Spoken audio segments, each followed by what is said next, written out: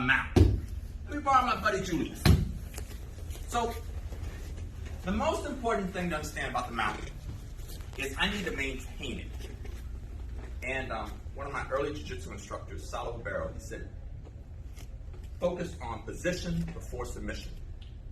And the mistake you see people make in jiu-jitsu is they get to a good position and they're in such a hurry to get the submission that they end up losing the position. They don't get points in the tournament for getting that position, and then they're in a bad position. They did all that work to get this dominant position, and now they've lost it. And my concept is sort of like the people that do the 2 and 3 week expeditions to Mount Everest and they climb to the top. Nobody gets to the top of Mount Everest and just says, okay, let's go back down. They're going to stop, take a look at the view, enjoy that. Same concept when I get to the mountain. I don't get to the mountain and say, oh, let me get out of here real quick. It's like, no, I had to pass somebody's guard to get to the mountain. Maybe half guard, maybe I had to go from side control to knee on belly to get to the mountain. Like I had to do some work to get to the mountain. So I'm gonna enjoy the view for a minute. So we're gonna focus on maintaining the position. So the first thing I do when I get to the mountain, especially a good jiu-jitsu player like Julius, who knows, like there's no reason to put your knees up because I'm just gonna hook under him. I would just lay on Julius. And then I if you could have heard him just take that breath, like, oh, this freaking sucks. And see how my knees are not touching the ground? And neither are my hands. I just sort of wait here. All my weight, just like a wet blanket. I'm just on Julius. It sucks. And I know initially he's gonna have great defense, but eventually he's gonna be like, you know what, I want this old man off me. And so I get here, and I'm just waiting to get my feet hooked under him. So they're in a stationary position, but I'm not touching the ground. And my hands are here, and then he's eventually gonna bridge. When he does, I block, I lock in, and oh, I'm Superman. Now I'm flying. He can bridge some more. Good luck, I can touch, but I won't touch and stop. I just touch, make sure I don't fall over, and then I'm back to flying. So, that's what I want to do.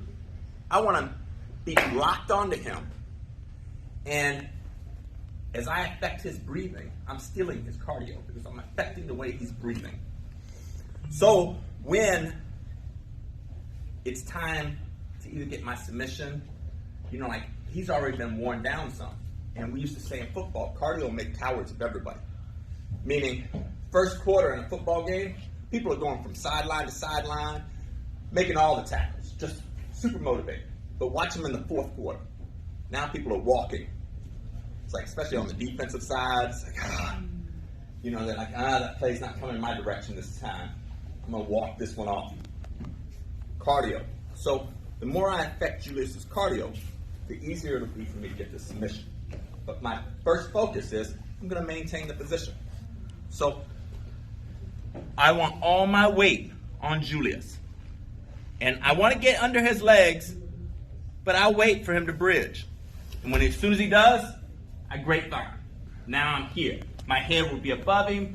I'm putting my weight on him. In any bridging he does, I just stop and go. Stop and go.